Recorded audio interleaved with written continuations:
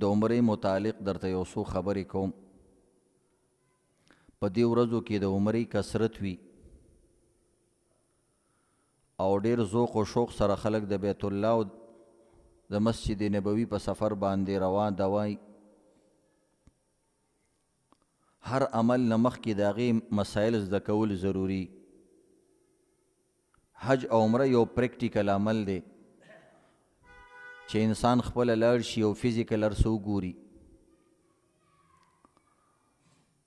نو انسان ته پته ولګېږي چې ډېرو کسانو ډېرو عملونو کې ډېره کمزوري ده.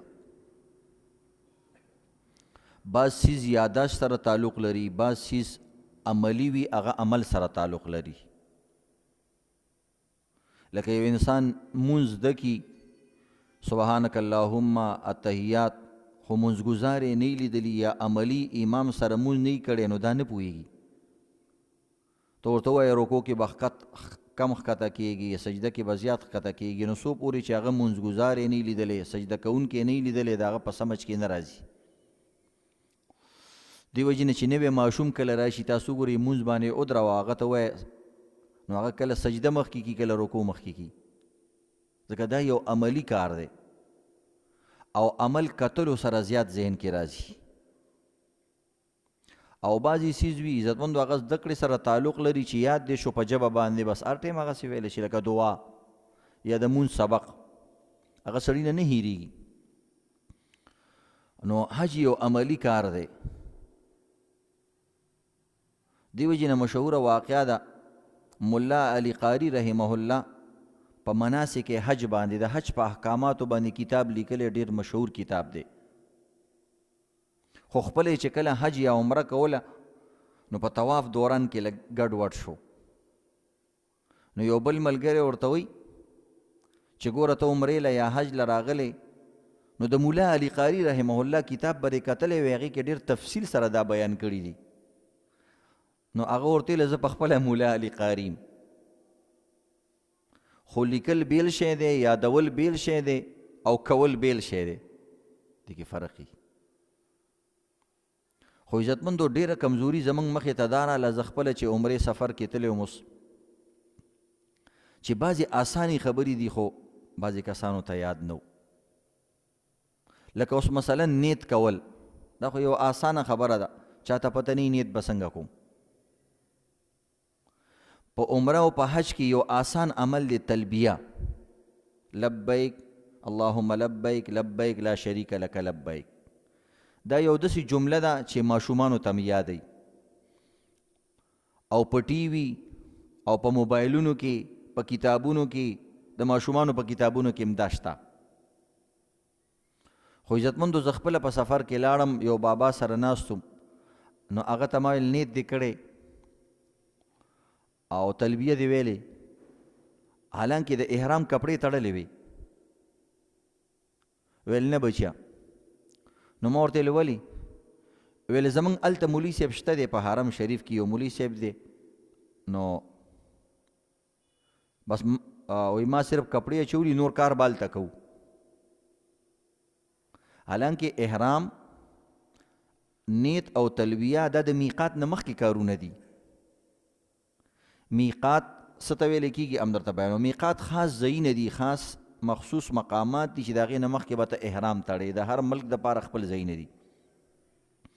نو دا څومره کمزورۍ خبره.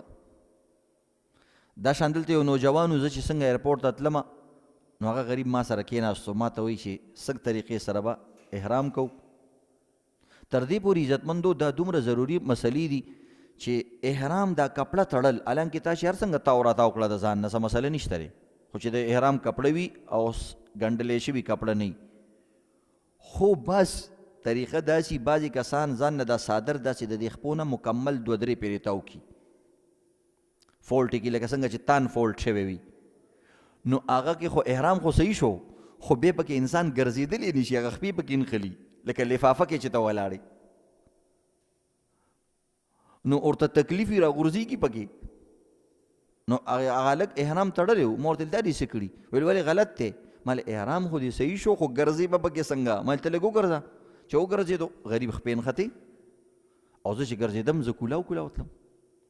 تاسو ګورئ پرتوګ کې خښتک جوړېږي دغه رنګې احرام چې کوم کوله او طرف دی هغه به د خپو منځ ته راولي نو د هغې د تړلو خپله طریقه ده دغه دواړه احرامونو داسې بیا ځان نه راتاو کې دا دواړه سرونه بیا داسې ونیسي همدې منځ ته بیا راولي دا دواړه سرونه بیا بیا لږ داسې بوځي بیا واپس داسې راولي او بیا داسې راتاو کی نو هغه سورې ځای چې کوم دی هغه ستا د خپو منځ ته راشي نو چې ته قدم الې ستا ګوټني هغې سره نه لګي او تا چې کپړه ځان نه تاو راتاو کړه نو خو کپړه ستا د خپو مخې ته راغله نو چې ته قدم الې هغه خپو سره جنګېږي نو ستا ته تکلیف وي راپرېوځي پکې ډېر کسان احرام حالت کې راپرېوځي نو عزتمندو د هر یو څیز خپله طریقه ده صحیح شو لکه دا کمیس دی تی الټه واچوه ته به پکې تنګ تا ته به پکې ځان تنګ معلومیږي تر دې پورې لاندې یو بنین دی هغه الټه واچوه نو دې مرۍ کې بدین ختي نو هر یو څیز چې ته سهولت سره وکړي او ښه طریقې سره وکړي نو د دې وجې نه عزتمندو چې یو انسان 2.5 لکه روپۍ 2 لکه روپۍ په عمره لګوي نو یو 2.5 منټه د عالم سره هم کینی که نه د ټولې عمرې طریقه چې کوم ده دا د 1 منټ مضمون دی عمرې پوره عمره څه ته وایي د 1 منټ مضمون دی څومره اسانه ده پوره طواف بیانول د 2 منټو خبره ده پوره صحیح بیانول د 2 منټو خبره ده مطلب دا چې ته نیمه ګنټه عالم سره کینی نو تا د پوره عمرې په ترتیب باندې مکمل د کور نه وتل او کور ته واپس راتلو باندې پوهی نو نیمه ګنټه څومره آسان څیز دی نو یو میاشت عمرې له ورکې 10 ورځې ورکولی شي او 10 منټه عمرې زده کولو نه شي ورکولی نو تکلیف هم تا ته یو دا د عمل دی ګډوډ شي دویم دا د کله د تاوان وشي تا باندې دم راشي بیا چغې سورې وایي هلته د ګډ پیسې نشي ورکولی 2 لکه روپۍ ورکولی شي خو بیا هلته دا 15,000 روپۍ چې کوم د دغه ټیکټ دم خرچه راځي بیا نشي ورکولی سړی کوکارې وایي دریم دا د پریشان یې هلته چې د عمل ما وکړو چې صحیح مې کړی که نه نو عزتمندو دا یاد لرئ چې هر عمل دپاره علم ضروري دی د هغې مطابق فرض عمل دپاره فرض دی سنت دپاره سنت دی بیا عمره کې هم داسې دي چې عمره کې هم فرایض شته نو چې تا هغه فرض کې نو فرض علم به بیا تا دپاره فرض دی دریم دا دی الله هم خفه کېږي چې د الله دپاره ته پیسې لګې د کوم کار دپاره هغه کار سم نه کې نو صرف پیسې لګول خو نه دي که نه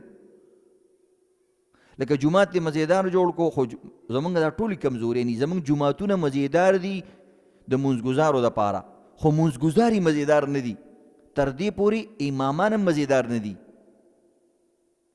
مزیدار مطلب څه دی امام داسې پکار وي چې د هغه علم مستند علم وي امام داسې پکار وي چې د هغه قرآن تجوید سره وي امام داسې پکاري چې د هغه مونځ ضروري مسایل هغه ته ازبر یادي دا نه چې وي زه تاله کتاب ګورم غټو مسایل خیر دی کتاب ګورم خو د مونځ ضروري مسایل خو امام صاحب ته د 20 کالو نه لګې د مونځ پړاوې او نن سبا چا سره ټایم دی چې تا نه تپوسو کی تور ته زه کتاب ګورم بیا هغه نه هیري چې ما د امام صاحب نه څه تپوس کړی هغه ته هم پته نه نو هغه مونځ غریب کوي غلطې کوي نو دې وجې نه عزتمندو چې جومات څنګه شاندار پکاري ځکه جومات برای جومات خو نه وي که نه مسجد برای مسجد خو نه وي مسجد برای نماز وي ځکه جومات موږ ځکه جوړو چې موږ مونځ کوو که مونځ نه کولی جومات ته به ضرورت نه وي ځکه شریعت کې داسې ځایونه نشته چې هسې پیسې خرج کوه هغې سره څه عبادت متعلق نه وي نو دې وجې نه عزتمندو دا ډېره ضروري مسله ده یو سړی رالی تا له دعوت له خوراک له رالی تا ول روټۍ وکړله پالنګ مزیدار کور مزیدار او عطر دې لګولی دي صحیح شو خو اخیره کې چې د کوم سالن هغه ته کېغوستلو هغه څښا شوی دی نو هغه دومره کنځلې کوي چې لاړ شي که نه او روټۍ مو نه خوري هغه وایي چې زه روټۍ له راغوښتی وم نور هر څه مزیدار خو روټۍ مزیداره نه وه پیاز دي وي خو چې په نیاز وي پوه شوې یا مثلا هغه د باندې روټۍ خوري او تندی راچولی. نو پښتانه وایي نوړی به په تندي کې پورې کې، په تالي کې به یې نه پورې کې. سړي ته به ګوري نو هغه ټول خوند د روټۍ خراب شي. نو دې وجې نه عزتمندو د عمرې دپاره هم بعضې مسایل دي. عمره څه ته وایي؟ مختصر درته هر عمل پیش کوم. که یو سړی وایي چې زما خو د عمرې جي اراده نشته یا مې وس نشته، نو زه د عمرې مسله ولې زده کړم؟ ته نن نه اراده وکړه، کیدای شي ماښام له ستا کار وشي. زه طالب علم وم او یو مسجد کې وم، نو هلته تفسیر ما پړاولو، نو یو سړي ما سره ډېره مینه کوله او هغه داسې و چې هغه قادیاني و، منکر حدیث و، خو زما تفسیر ته به کېناستو حالانکې 4 میاشتې مغه لګولې وي او قادیاني شوي و، منکر حدیث شوي و. بیا هغه تفسیر ته به ډېر شوق سره کېناسته، نو الحمدلله هغه توبه وکړله او هغه سره کتابونه و چې سهار له رالی مفتي صاحب ما ټول کتابونه وایي سر دریاب ته لاړه کړه. ما ورته سره دې لاړه کول موږ له به دې راکړی وی. ویل جي خراب کتابونه څه مې پې کول؟ ما یې مونږ خو خراب کتابونه هم عالم د دې وجې نه ګوري چې هغه خرابې مسلې ترې راوباسي خلکو ته یې ښایي، نو موږ دپاره ضروري وي. بیا ما ته 2 کتابونه ما سره شته ده پرویزي، هغه کتابونه اوس هم ما سره د هغه د لاس پراته دي. یو په عمر فاروق رضی الله تعالی لیکلی شوی، یو غالبا په سیرت لیکلی شوی. زبردست کتابونه لیکلي چې شروع کې ته وې حیران بشي چې د کوم سیرت د حضرت عمر رضی الله تعالی عنه د پیغمبر پاک بیان کړی، خو بس اخره کې زموږ پښتانه وایي سر یې سمي او اخر یې کوږي، داسې چلې کړي. تا متاثره کې شروع کې، بیا د اخره کې قصه بدله کړي چې فلانې هم ګوره پیغمبر کېدی شي. دا خو چل ولي. هغه 2 کتابونه هم هغه ماله راکړه. نو هغه ما ته مفتي صاحب زه ستا څه خدمت کولی شم؟ نو ما الحمدلله زما وس دس کېږي، ګزاره مې کېږي، نو څه خبره به دعا کوه. وایي نه نه زه ستا څه خدمت کول غواړم. نو ما ورته ویلې زه چاته څه نشم ویلی چې څوک ځکه زما کپړې شته، پیزار مې شته، هر څه مې شته، نو زه په تا ته څه وویم؟ ما ته یې داسې کار وکړه زه د پاسپورټ په دفتر کې یم، زه به تا له پاسپورټ جوړ کړم او هغه خرچه به زه وکړم. نو ما ورته ویلې چې زه خو لا سبق ویم، زما خو د عمر د حج څه خیال بالکل نشته. ویل جی بس اسې جوړ که کنه زما زه دله جوړوم او ما ته به ثواب میلو شي، که بیا وروسته هم پې لاړې نو زما زړه به خوشحالي چې ما د مفتي صاحب خدمت کړی. ما ورته ضرور سره مشوره وکړم چې ما ورور سره مشوره وکړله، ما ته ویل بچې دا خو ډېر ښه کار دی، پاسپورټ جوړ کړه، هېڅ خبره نه. ما ورته ویل ښه بس ما پاسپورټ چې کوم دی جوړ کړو او ما ته دا ورندار هم د سره بوځه او دا رور هم د سره بوځه او دا خو ښه دی ځکه زموږ د دفترونو کې چې د پیژانګلو نه وي که نه، قسم په الله، نو د دې وړو چپړاسي د فرعون نه زیات تکبري، د فرعون نه، لکه فرعون سره ټوله دنیا وه، خو هغه له به بیم چې لاړې نو سوال یا زاري یا مینت به منلو، صحیح شه، څه روټۍ هغه به دله څه به دله درکړه او خلک به ساتل، بیګاریان به ساتل او دا ستا د شکل ته هم نه ګوري. وړوکي دفتر غټ خو پرېږده، غټ ته خو ته داخلېدی هم نه شي. زما غوندې مولا چې زما په دنیا کې 9.5 لکه فالورز دي، موږ چې دفتر ته ځو موږ رپېږو، ځکه دوی چلونه ورځي په یو کیسه کې دې رانیسي او چې پیژانګلو دي په تا د ټولې قیسې ته بالکل پاک مارغی. دا زموږ ملک حالات دی. بس الله دې معافي وکړي او الله دې دا نظام سیستم سي. قسم دې موږ بهر ملکونو کې 4-5 ملکونو ته تللی یم، یو ځای کې ته د دې پټکي سره همدې جامې سره چې تا سره کاغذ وي په لاس کې، بس تا باندې هېڅ پابندي نشته، بس کاغذ خایا سره درته تپوس د ته څوک یې، د کوم ځای، د فلانې، د ډنګرې، بس کاغذ ته ګوري وایي ځه. زه اوس دې عمرې له چې تللی وم، زه پوره سعودي عرب کې وګرځېدم، لکه دننه زه جازونو کې وګرځېدم، ملک دننه یو ځای کې هم تپوس دی ته څوک یې، د کوم ځای، ځکه کاغذ د سره شته، پیسې دې ورکړي دي، بس کښېنه. ډېر نو بهرحال ما هغه پاسپورټ جوړ کړو، مدرسې او 2-3 استادانو هغې نه مې پې جوړ کړو. هغې څه وه ته یقین وکړه چې څنګه ما پاسپورټ جوړ کړو، یو میاشت نیمه پس هغه سړی مړ شو. ګوره د عالم په خدمت باندې هغه ته څه میلاو شو؟ هغه ته ایمان واپس میلاو شو. ګینې هغه مولانا یوسف رحمت الله علیه سره میلاو شوی او داسې کس او بیا د حدیثو انکار کو. د هغه زوی اوس لوی ډاکټر دی نو ما هغه پاسپورټ جوړ کو نو زه خو طالب علم وم، ما څه کوو. ته یقین وکړه په دقه کال باندې 2-3 میاشتې پس چې د حج وخت راتلو، ما ته د 2 ځایونو نه آفر راغلی و د حج. یو خپل رور راته وویلې، یو اسلام آباد کې یو ځای کې ما بیان وکړو، کسان ما پسې ونښتلو، موږ سره به حج له ځي. هالیډې هوټل کې زما بیان، نو ما ورته ویل زه خو دغه او د رمضان میاشت وه، ورپسې د رمضان د اختر نه بعد د حج میاشت شروع شي او 4-5 پیرې ما پسې رال. سوال زاری راته وکړه. ما ورته ویل زه نه ځم په پردو پیسو باندې حج له، زما وس کېږي او زما ورونو ما ته ویلي. ځکه ورونو ما ته ویل داسې نه چې حج د دې بوجل تر باندې بیا خدمتونه کوي، دا بعضې کسان یې بودي دي پیسې ورکړي خو هلته بیا به د نوکر زندګي تېرې. بهرحال عزتمندو په 2010 کې ما حج وکړو او په مغه پاسپورټ باندې په 2012 کې ما دوباره حج وکړو او زما کور والا م وکړو. اراده داسې څیز دی، عزم داسې څیز دی چې ستا زړه کې راشي چې زه به یې کوم.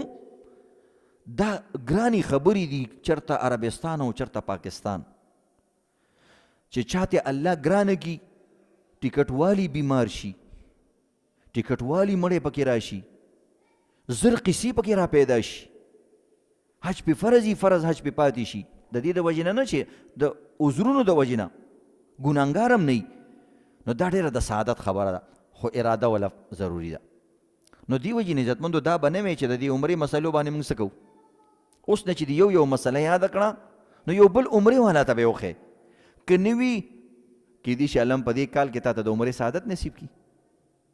نو بس بیا به د نه وار پار خطی چې دا اوس څنګه وکړم.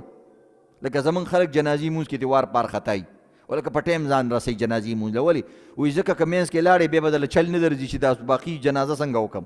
هغې له په ټایم ځي ځکه چې هغې او د اختر مونځ له په ټایم راځي خلک، خیال دی که نه. ځکه د اختر مونځ نوی مونځ کال پسې وایي هر بیا به دله چل نه درځي چې دا مونځ به څنګه کې. او دا نور مونځ ورته چونکې زده وي نو دې له کله راځي او کله نه راځي. وایي زه مړه زه خپله مولا یم، دوکان کې به وکړم، مالم چل راځي. نو دې وجې نه عزتمندو بل دارې مسلې زده کولو باندې تعالی الله ثواب درکوي. د علم یو باب چې دی زده کړو، د علم یو باب لکه عمره یو باب دی، نو تا ته الله رب العزت د 1000 رکعاتو د مونځ ثواب درکوي. 1000 رکعاته ته نیمه ګنټه کې نشي کولی او ته 10 منټه او 15 منټه کې د علم یو باب زده کولی شي. دا یاد لري عزتمندو، علم ځان له یو عمل دی. عجیبه خبره ته وکړم، علم ځان له یو عمل دی. بعضې سړی وایي که نه چې لکه زما علم باندې عمل نه نو څه فایده. نه، علم ځان له یو عمل دی. په ډېرو عملونو کې د ټولو نه لوی عمل علم دی. امام بخاري صاحب باب قائم کړی العلم قبل العمل. وی عمل خو وروسته وي. دویم دا دی د عمل بنا په علم باندې وي. که تا ښایسته عمل وکړو خو چې علم مطابق دی نه وي او عمل دی نه وي شوی نو بیا بې د سره کې بې د سره کې. یو مثال درته پیش کوم. مثلا یو قاري صاحب دی ټوله شپه ولاړ دی، په یو رکعت کې ټول پوره قرآن پاک وایي، خو دې رکعت کې ته یا داسې څه غلطي وشوه یا مثلا اودس کې ته داسې غلطي وشوه او هغه پې پوه نه و، علم ورسره نه و او مونځ یې وکړو. سهار رالی خپل مفتي صاحب ته مسله بیانوي، قاري صاحب وایي جی ما ټوله شپه کې قرآن وویلو ماشاءالله داسې مې مونځ وکړو داسې طریقې سره. مولي صاحب ورته وایي مفتي صاحب ورته ستا خو مونځ نه دی شوی. څومره به هغه غریب خپوي چې ما ټول قرآن واورو په یو رکعت کې مې واورو او مونځ مې نه دی شوی. نو علم دومره ضروري شی دی. د ټولو نه اول دنیا ته علم راغلی، دا یاد لرئ، عمل نه دی راغلی. د ټولو نه اول دنیا ته علم راغلی، بلکې دنیا هم نه وه. آدم علیه السلام په جنت کې او الله رب العزت چې کوم دی فرشتو ته وویل چې دا آدم ما ولې اوچت پیدا کو او د ټولې دنیا خلیفه مې پیدا کو چې زما اوامر به دنیا کې ژوندي کوي. انی جاعل فی الارض خلیفه، زه خپل خلیفه پیدا کوم. فرشتې متوجه شوې چې زموږ نه خو خلک نشته دنیا کې، ځکه موږ 24 ګنټې عمل کوو. عمل د فرشتو زیاتو که د آدم علیه السلام؟ د فرشتو، ځکه د فرشتو عمر زیات دی. دویم دا دی فرشتو کې بدعملي نشته. انسان سره دواړه خبرې تړلې دي. نو عمل ته چې ګوري بیا خو د فرشتو اعلی شو که نه. او فرشته افضل وکه آدم علیه السلام. آدم علیه السلام یو مونځ هم نه کړی په جنت کې، یو حج هم نه کړی، یو عمره هم نه کړی. بس صرف ذکر یې کړی الحمدلله پرنجی رالی بس یو څو کلمې سلام به یې کوو دغه 2-3 عملونه یې کړي نور عملونه روژې نه ده نیولې آدم علیه السلام جنت کې بیا هم الله فرشتو ته وایي چې دی ادم ته سجده وکړي ولې وعلم آدم الاسماء كلها الله وایي ده ته ما علم ورکړی دی دا د علم ډېر لوی هسي درته ځکه یم عزتمندو بعضې کسان عالمان عمل کې کمزوري وي نو زمونږ خلک هغه بیا بالکل چوټي کی ټیک د عمل د هغه د لارې مل دی هغه نه به الله تپوس کوي د عمل خو د هغه د عمل تا نه تپوس نه کوي تا نه به دا تپوس کوي چې بی دی مولوي صاحب دی مفتی صاحب دی قاری صاحب تا ته صحیح مسله ښودلې ده که نه که ته وایي جي موږ ته خو بیا سمې مسلې بیانولې بل ته مسلې کوي خو خپله پې عملې کوي هغه وایي خپلو حملو له ما دوزخ پیدا کړی او سره زما خپل کار دی ستا کار خو یې صحیح کړی دی که نه ستاسو خو پې حق نشته وایي نه جي موږ ته خو یاره مسله بیان کړې ده نو دی وجې عزتمندو ستا عمل سره د عالم د عمل تعلق نشته ستا عمل سره د عالم د علم تعلق دی چې علم یې صحیح دی که نه نو که په خپله دوزخ ته هم لاړ شي او د هغه په علم باندې تا عمل وکړو تاسو ټول به جنت ته ځئ لکه یو تیلې چې کله بل شي نو هغه غریب خو خپله اوس وځي د هغه سر اور والي هغه ټول بدن تن بدن یې اور والي خو د هغه د وجې نه 100 دیګونه پاخه شي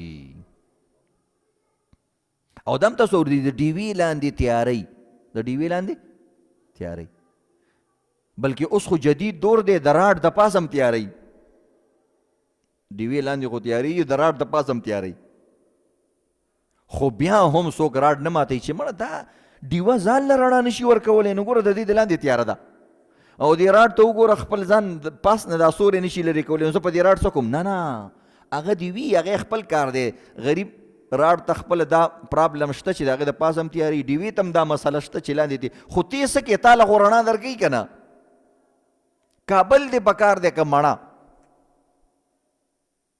تا ته مڼه میلاویږي اوس ته وایي دا کابل دی او که نه کابل ته ورپسې خپله ځم نو خپې به دې مات شي یو مڼه دلته به یا موسم د سیوان وي او یا به نه واپس به خړې سترګې راځي خو دا مڼه درته دلته یو سړي درکړه ویې خوره او شخوند پې وه وایي آم کاو اور ګوټلیا نه ګینو آم خورا امونه خورا زړي مه شماره امونې سره کار دی په زړو باندې څه کې زړی خو فضول شی دی بس ګزارې بیا سم ته اوس په زړه ورشمارې چې څو شو او څو نه شو امونه خوره خپل کار کوه دا مثالونه دي عزتمندو د هوښیارانو دپاره نو بهرحال یو مسله دا ده عمره څه ته وایي آسان الفاظو سره تا به عمره نه کړې او د عمرې په تعریف به پوهېږي څومره آسان عمره څه ته وایي عمره کې عزتمندو 4 عملونه دي 2 پکې فرض دي 2 پکې واجب دي څومره آسان دی عمره 4 کارونو ته وایي 2 پکې فرض 2 پکې واجب 2 فرض چې کوم دي عزتمندو یو پکې احرام تړل دي او دویم پکې د بیت الله شریف طواف کول دي 7 چکرې لګول دي څومره آسان کار دی احرام خو ته کور نه تړې احرام مسلې ته ځان له بیانوم خو اسانه خبره ده یو احرام دی وتړو او لاړې د بیت الله شریف نه وپېرې تاو شوې ستا عمره فرض مکمل شو دومره آسان کار دی دې کې د زده کولو څه دي او بیا 2 عملونه یې څنګه چې د طواف وکړو د طواف نه بعد یو برنډه د هغې ته صفا مروه وایي په هغې کې بیا 7 چکرې لګول دي 3 عمل شو دا واجب دی او چې څنګه د صفا مروه کې 7 چکرې پوره کړي او د دې نه پس به راشې سر به وخرې عمره دې مکمل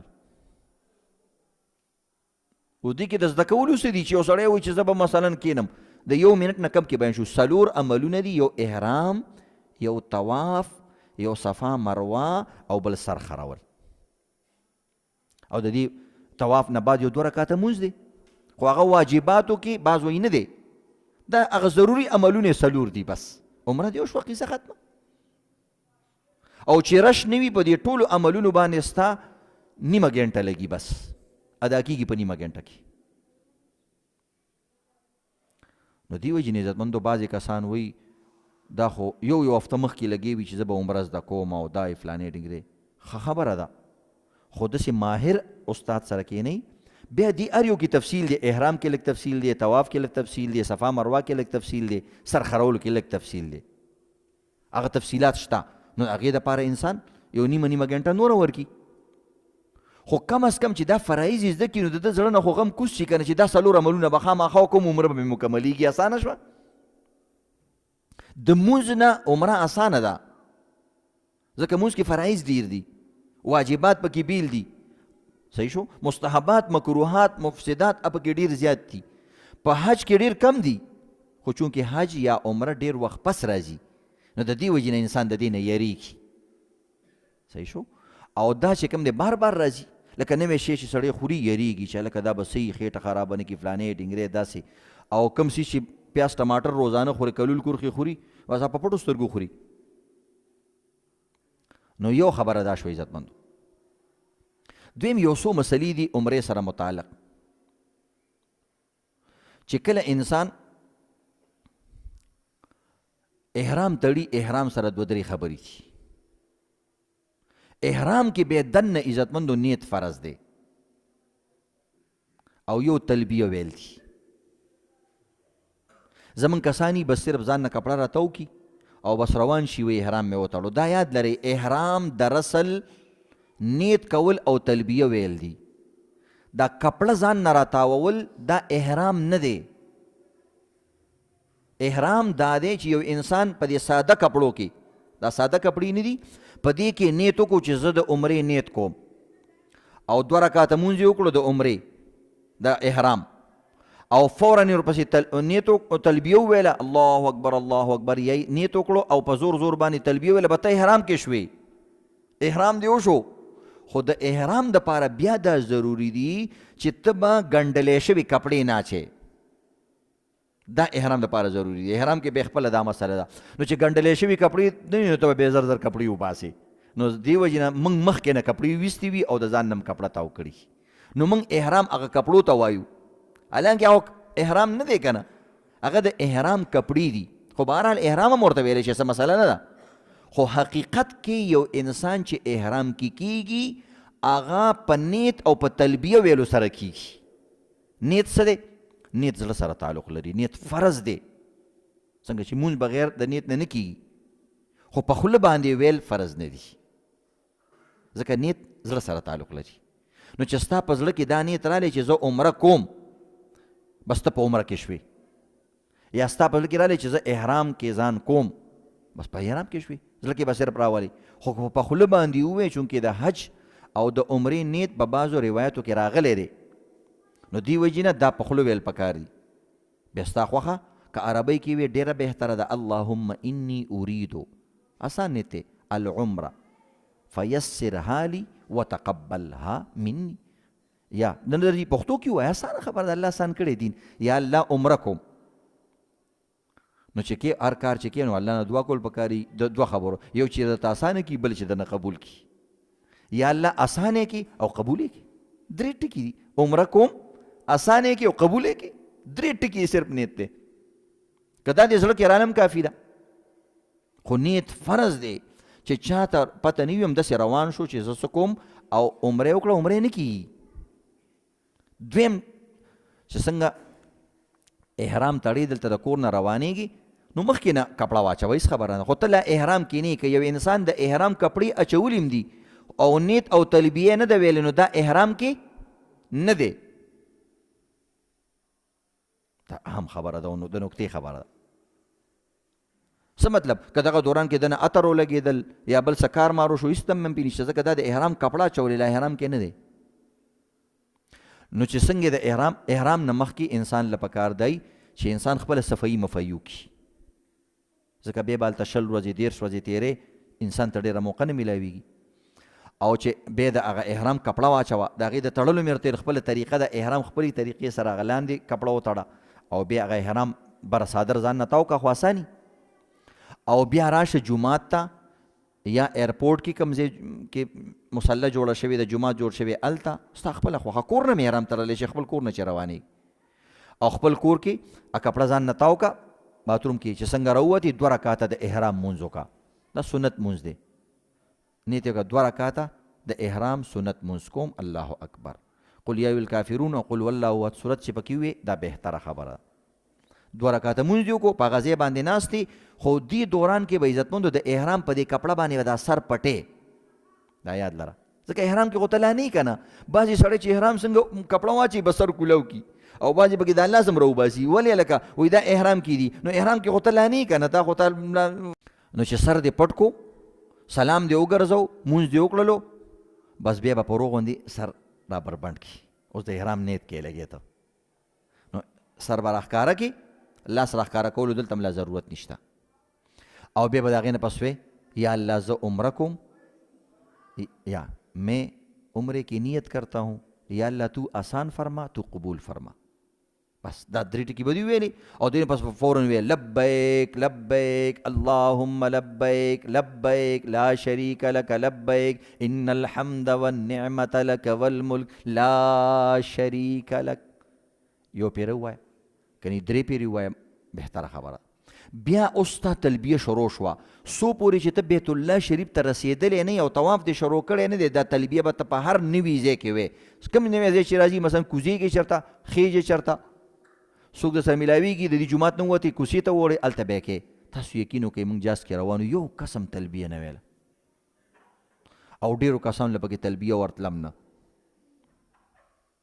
ولې زمونږ خلک عزتمندو د عمرې او د حج نه نن سبا فیشن جوړ شوی دی. خلک یې د فیشن دپاره کوي چې خلک راته حاجي صاحب ووایي، یا د شرم د وجې نه خلک عمره کوي چې مړه پیسې را سره دي که حج عمره نه کوم نو خلک راپورې خاندي، د خندا د وجې نه کوي. نو د دې وجې نه عزتمندو نو بس د چلې نه زده کوي، بس وایي عمره ده بس لاړ شه. او زمونږ خلک هم دې تپوس نه کوي چې بی طواف دې څنګه طریقې سره کړی. ته خو د یو عمرې والا نه تپوس وکړه چې په جنګ شي درته.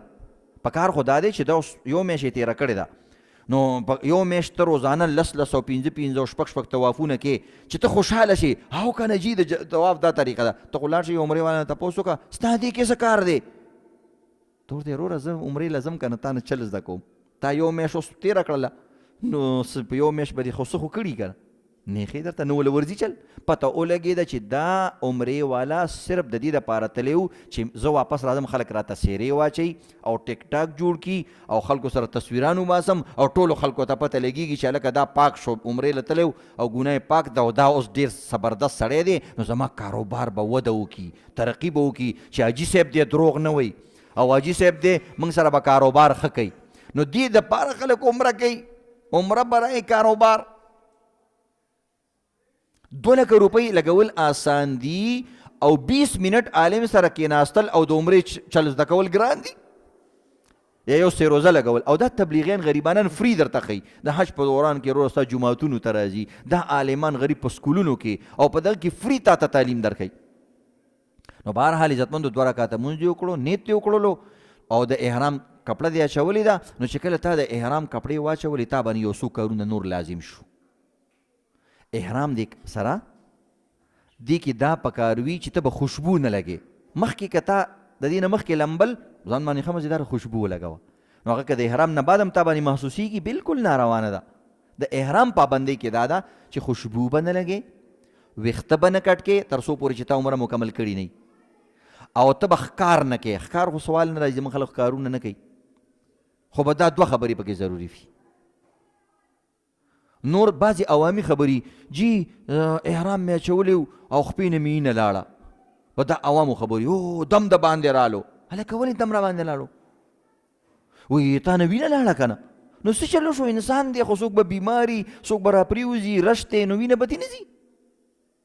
اوس ته جاز ته خېجه او ډز راپرېوتلې او وینه دنه روانه شوه نو دم رالی. ولې دم رالو؟ نه دا عوامي خبرې دي عزتمندو، دا عوامو ځان نه جوړې کړي. فقهاو دومره ویلي دي چې یو ځای مه زخمي کوه، ځکه هلته بیا ویښته وي، هغه ویښته دې کټ کېږي، هغه د ویښتو د وجې نه وي، قصدن یې مه کوه. او چې قصدن ته رالي که چا نه ویښته هم پرېوته پرېوځي دي که نه دغه کې بس سړي دومره کوي ګیرې له ګوتې هم نه وروړي، داسې خارخ یې کوي غریب ګرایي نه او دا تاویږي را تاویږي چې څه چل وکړم هلته خو کوم ځای چې خارخ کوي خو به خامخا ګرئ نو ګیره هم نه ګرئ. بعضې کسان یې ګیره وباسي خو په دې احرام کې داسې سیدی چې زره ګیرې له ګوتې هم نه وروړي. نو ځان ښه خبره ده چې بېځایه ته مطلب چې کوم ځای نه ګرېږي هغه څه له ګرې، خو چې ګرېږي بیا خو وګروه که نه، ځکه ګرېدلی ځای چې څو پورې ګرولی نه وي که نو انسان له خوند نه ورکوي. وی خدای دې ګنجي له نوکان نه ورکوي، ځکه ګنجي سر لږ نرم وي او سخت وي، کاغذ نوکان وي نو ځان نه به پوستکی لرې کي. نو بهرحال عزتمندو ویښته خپله پرېوتل، وروسته به خوشبو نه لګې. ښه چې کوم کارونه د نه کولي بس دلته نه لاړ شي هلته روره بیت الله پورې ځان مږي. هلکه عمره دې نه ده کړې، دې باندې ټول عطر لګېدلي، دلته اوس ګزاره وکړه. حجر اسود ته لین کې ولاړي او د دیکې م ورکوي، بلې له ښځو سره م یو ځای لګېږي او هر څه کوي. څه کوي جي؟ یاره حجر اسود له ورځمه، حجر اسود باندې خو هغوی سات پس عطر لګوي. نو تا ته موږ نه ویلي چې احرام حالت کې به عطرو نه به ځان ساتي؟ دلته بیا ځان نه ساتي او دلته ګیره هم نه کوي. نو دلته دومره احتیاط کوي، هلته احتیاط نه کوي. دی وجې نه چې چا عمرې احرام کې وي بیت الله له بلکل نږدې ورنشي، ځکه هغه هر ځای باندې هغوی عطرونه لګولي. ځکه تا ته محسوس چې عطر نشته، که حجر اسود دې ښکلو کوم څه خبره نه، خو احتیاط کول پکار دي. نو دا مسایل دي عزتمندو چې کله ته احرام کې شوي نو دغه کارونه خوشبو به نه کې. او درېیمه مسله پکې دا ده چې سر، مخ او خپې او لاسونه دا به نه پټې. ضروري پکې چې کم دی مخ او سر دی. او د دې قدم دا کم اډوکې چې داسې بار راوتې لاندې د دې خپې دا به نه پټې. نو د دې دپاره عام چپلې سړی استعمال کړي، ګوتمې والا چپلې نه، نو هغه پکې ښکاري. بس ته احرام کې شوي، د احرام دغه پابندیانې دي چې څو پورې د سر نه کل کړې، دغه خوشبو او د دغه څیزونو نه به ځان ساتي. دا د احرام خبره شو. او چې څنګه بیت الله شریف ته ورسېدلې، بیت الله شریف ته به لږ ساعت ودرېږي او دعاګانې به وکړي. یو بعضې کسان کتابونه ویلي هغې کې دعاګانې وایي. دا دعاګانې ویل شو، دعاګانو کې ویل نه دي راغلي، دعاګانو کې غوښتل راغلي دي. دعا پڑھنا نہیں، دعا مانگنا ہے. بعضې سړی کتابونو کې وایي دا خو وظیفه شوه. نه، دعا مطلب دا دی ستا چې کوم ارمانونه دي په زړه باندې او کوم کارونه دي نښتي دي، هغه الله ته پیش کړه چې زه دې له راغلی یم. اوس یو سړی چې کوم دی مثلا افسر له لاړ شي او درخواست یې لیکلي او هغه ته وایي جناب عالی مودبانه گزارش ہے کہ بنده فلان فلان، هغه ته یې مړه دا کاغذ دلته لاندې کېده، خدای دې ښه کړه چې ښه شي. وایه څه چل دی؟ وایي جي دې کې مې لیکلي، وایي دا پرېږده، خبره کوه څه وې؟ جی زما زوی دپاره اډمیشن کول دي، بس خبره ختمه. درخواست یې لیکلی او درخواست جمع کړه. نو دعا غوښتل دي، الله ته ووایه جی زما پلانې کار دی، زما پلانې کار دی، زما آخرت دی، زما قبر دی او دا به څه کېږي، ما خو ډېرې دوکې کړي دي، هلته دړکې مې کړي دي او ډېر روان کارونه مې کړي دي. یا الله چې کوم تا سره تعلق لري هغه خو راته معاف کړي. دا هم نه چې ته اوس مثلا غلا مې کړې ده هغه راته معاف کړي، غلا نه درته نه معاف کوي الله. دا الټه ګناه ده چې تا الله ته وایې چې الله ما غلا کړې ما ته معاف کړي، په دې درته الله نه معاف کوي. ځکه غلا خو تا د بادام ګل ماما نه کړې ده، هلته ورشه هغه سره قیسه ختمه کړه. داسې دعا کول هم ناجایز دي. ها چا نه زنا شوې ده، بدکاري شوې ده، چې کوم الله حقوق دي، مونځ دې ګډوډ شوی دی، روژه کې دې ګډوډ راغلی دي، صحیح شو؟ نو بس یا الله دغه راته معاف کړي او خیر دی جي هغه نور بادام ګل ماما سره به هم زه صلح وکړم او چا نه مې مخکې نه معافي هم کړې ده هغه به زه صفا کړم، خو یا الله دا نور کارونه راته معاف کړي. دې طریقې سره به دعا کوې. لکه ماشوم چې د پلار نه یو شی غواړي، هغه الفاظو ته نه ګوري چې زه به دې پلار ته کوم ټکی وایم، هغه غریب بس جاړي، هغه په دې پوهېږي او راپرېوځي ځان په ځمکه راغوځار کړي، هېڅ هم نه وایي او صرف یو ټکی مم مم مم مم، نور هېڅ هم نه وایي، یو الفاظ هم نه وایي چې جناب عالی والد محترم زما فلانې یو درخواست تاسو ته جمع کومه چې تاسو ماله د مم دپاره او د خوراک دپاره پیسې راکړئ. داسې یو ټکی هم نه وایي، که نه وایي او که داسې وایي نو پلار به ولې داسې زبردسته څپېړه ورکړي چې هغه ځای ته به ورسي چې ځان نه پروفیسر جوړ کړی، ورک شه د پروفیسر بچیا. خو چې په جړا شي نو پلار له هم چل نه ورځي او مور له هم چل نه ورځي، هېڅ نه ورکوله پیسې، دا د فلاني فلاني بچی بیا په دغه شو. ګوره چل طریقه زده که چې الله نه په کومه طریقه غواړي، هغه پیغمبر طریقه ښودلې ده. فباکو وایي الله ته هم په جړا شه، څنګه چې د ماشوم طریقه ده همدغه طریقه ده. الفاظ یې تا نه ورک شي، هېڅ الفاظ یې تا سره نه، صرف سلګۍ وهه الله ته، هېڅ هم مه وایه. نو الله ته ستا د زړه پته لګېږي چې د سره پلانۍ مسله ده، ما ته خو پته ده، زه به زه کار دې وشو. نو دې وجې نه عزتمندو دې طریقې سره د حج او د عمرې احکامات به زده کوو که نه انشاءالله. نن مې درته دا د احرام لږه طریقه او د نیت طریقه وښوده، یو څو مسایل نور دي به درته کوو او منځ کې به د دې مطابق واقعات هم بیانو. الله دې عمل کولو توفیق راکړي. سنت کوئ.